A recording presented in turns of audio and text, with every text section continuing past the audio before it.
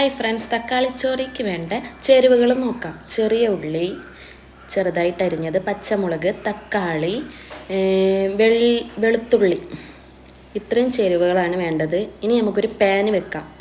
സ്റ്റൗവിൽ ഒരു പാന് വെച്ചിട്ട് നന്നായിട്ട് ചൂടായി വരട്ടെ. പാന് ചൂടായതിന് ശേഷം നമ്മൾ അതിലേക്ക് നന്നായിട്ട് വെളിച്ചെണ്ണ ഒഴിച്ച് കൊടുക്കുന്നുണ്ട്. വെളിച്ചെണ്ണ ഒഴിച്ച് ആവശ്യത്തിനുള്ള വെളിച്ചെണ്ണ ഒഴിച്ച് കൊടുത്തിട്ട് വെളിച്ചെണ്ണ ഒന്ന് ചൂടായി വരട്ടെ. നമ്മളിവിടെ തക്കാളി റൗണ്ട് ഷേപ്പിലാണ് കട്ട് ചെയ്തെടുക്കുന്നത്. അതാകുമ്പോൾ നമുക്ക് പെട്ടെന്ന് വെന്ത് കിട്ടും. പെട്ടെന്ന് തക്കാളി വേവും. അങ്ങനെ കട്ട് ചെയ്തെടുത്തിട്ടുണ്ടെങ്കിൽ പച്ചമുളക് ആവശ്യത്തിന് അത്യാവശ്യം എരിവ് വേണമെന്നുള്ളവർ ഇട്ടാൽ മതി കേട്ടോ. ഇനി നമുക്ക് എണ്ണ ചൂടായതിന് ശേഷം കടുക് ഇട്ട് കൊടുക്കാം. കുറച്ച് കടുക് അതിലേക്ക് ഇട്ട് കൊടുക്കുന്നുണ്ട്. ഇനി നന്നായിട്ട് കടുകൊന്ന് പൊട്ടി വരട്ടെ. കടുക് പൊട്ടി വന്നതിന് ശേഷമാണ് നമ്മൾ ബാക്കി ചേരുവകൾ ചേർക്കുന്നത്. ഈ ചോറിൻ്റെ കൂടെ കറികളൊന്നും തന്നെ വേറെ വേണ്ടതില്ല. ഇത് മാത്രം മതിയാവും നമുക്ക് കഴിക്കാൻ. ഇനി നമുക്ക് അതിലേക്ക് ചേരുവകൾ ചേർത്ത് കൊടുക്കാം. ചെറിയ ഉള്ളി ആദ്യം ഇട്ട് കൊടുക്കുന്നുണ്ട്, ചെറുതായിട്ട് അരിഞ്ഞത്. പിന്നെ വെളുത്തുള്ളി ഇട്ട് കൊടുക്കുന്നുണ്ട്. ഇത് നന്നായിട്ടൊന്ന് വഴറ്റിയെടുക്കണം. ഒരു ബ്രൗൺ കളറാവുന്നത് വരെ നമുക്കിത് വഴറ്റിയെടുക്കാം. എനിക്ക് തോന്നുന്നു ഇപ്പോൾ ഇത് ട്രെൻഡിങ് ആയിട്ട് നിൽക്കുന്ന ഒരു ഐറ്റമാണെന്ന്. ഇനി നമുക്ക് മസാലപ്പൊടികൾ എന്തൊക്കെയാണെന്ന് നോക്കാം.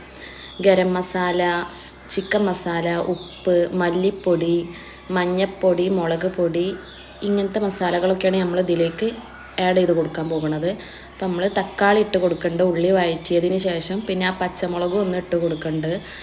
അങ്ങനെ തക്കാളി ഉള്ളിയും നന്നായിട്ടൊന്ന് വഴറ്റിയെടുക്കുക. നന്നായിട്ട് തക്കാളി ഇങ്ങനെ റൗണ്ട് ഷേപ്പിൽ അരിഞ്ഞത് കൊണ്ട് തന്നെ പെട്ടെന്ന് വഴറ്റി കിട്ടാനാണ് നമുക്ക്.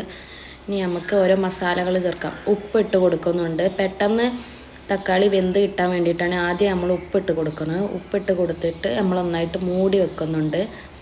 ഇനിയൊന്ന് തക്കാളി റെഡിയായി വരട്ടെ. വന്നതിന് ശേഷം ചിക്കൻ മസാലയാണ് ആദ്യം നമ്മൾ ഇട്ട് കൊടുക്കുന്നത്. അപ്പോൾ ഒരു സ്പൂണ് ചിക്കൻ മസാല ഇട്ട് കൊടുക്കുന്നുണ്ട്.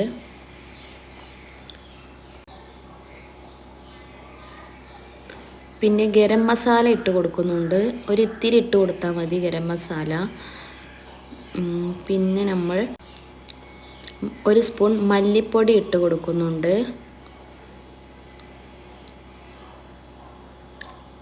പിന്നീട് നമ്മൾ ഒരു സ്പൂൺ മുളക് പൊടി ഇട്ട് കൊടുക്കുന്നുണ്ട്. പച്ചമുളക് ഉള്ളത് കൊണ്ട് തന്നെ ആവശ്യമുണ്ടെങ്കിൽ മുളക് പൊടി ഇട്ട് കൊടുത്താൽ മതി. എരിവ് നല്ല വേണമെന്നുള്ളവർ മാത്രം. ഓൾറെഡി നമുക്കിത് നല്ല എരിവ് ഉണ്ടാവുന്ന സാധ്യത ഉണ്ട്, കാരണം നമ്മൾ പച്ചമുളക് ഒന്ന് എടുത്തിട്ടുണ്ട് ഇവിടെ. ഇനി ഇത് നന്നായിട്ട് മിക്സ് ചെയ്ത് കൊടുക്കണം.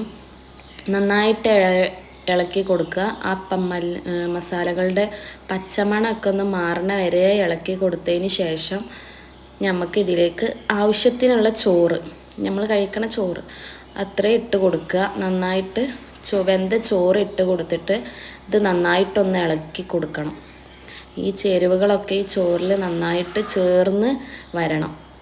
ഇതിൻ്റെ കൂടെ വേറെ കറിയോ ഉപ്പേരിയോ ഒന്നിൻ്റെ ആവശ്യമില്ല. നമുക്ക് ഈ ഒരു ഐറ്റം മാത്രം മതി കഴിക്കാൻ. എനിക്ക് തോന്നുന്നു നോർത്ത് ഇന്ത്യൻസൊക്കെ ഒരുപാട് തവണ ട്രൈ ചെയ്യണ ഒരു ഐറ്റമാണ് തോന്നുന്നു. ഇത് ഭയങ്കര ടേസ്റ്റിയാണ്, ഹെൽത്തിയാണ്. ചോറിട്ടതിന് ശേഷം നമ്മൾ നന്നായിട്ട് ഇളക്കി കൊടുക്കണം. പിന്നെ ചോറ് പ്രത്യേകം വേവിക്കേണ്ട ആവശ്യമൊന്നും വരുന്നില്ല. മസാലകളും ആ തക്കാളിയും ഉള്ളിയൊക്കെ ഒന്ന് അതിലേക്ക് ഇറങ്ങിച്ചെല്ലണമെന്ന് മാത്രമേ ഉള്ളൂ. അല്ലാതെ ചോറ് ഇനി വേറെ മൂടിയിട്ട് നമ്മൾ വേവിക്കേണ്ട ആവശ്യമൊന്നുമില്ല. നന്നായിട്ട് റെഡി ആയിട്ടുണ്ട്. ഇപ്പോൾ നമ്മളുടെ തക്കാളിച്ചോറ് ഇവിടെ നന്നായിട്ട് നമുക്ക് റെഡി ആയിട്ട് കിട്ടിയിട്ടുണ്ട്. ഇനി നമുക്കിതിൻ്റെ കൂടെ ഒരു തൈരോ പപ്പടോ അല്ലെങ്കിൽ വെറുതെ ഒരു സവാള അരിഞ്ഞ് വെച്ചതോ ഉണ്ടെങ്കിൽ ഇതിൻ്റെ കൂടെ കഴിക്കാൻ ഭയങ്കര ടേസ്റ്റാണ്.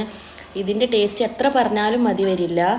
അപ്പോൾ ഇനി നമ്മളുടെ ഡിഷ് ഇവിടെ റെഡി ആയിട്ടുണ്ട്. നമുക്കിത് ടേസ്റ്റ് ചെയ്ത് നോക്കാം. ടേസ്റ്റ് ചെയ്തിട്ട് വരാം. അപ്പോൾ നിങ്ങളും ഉണ്ടാക്കി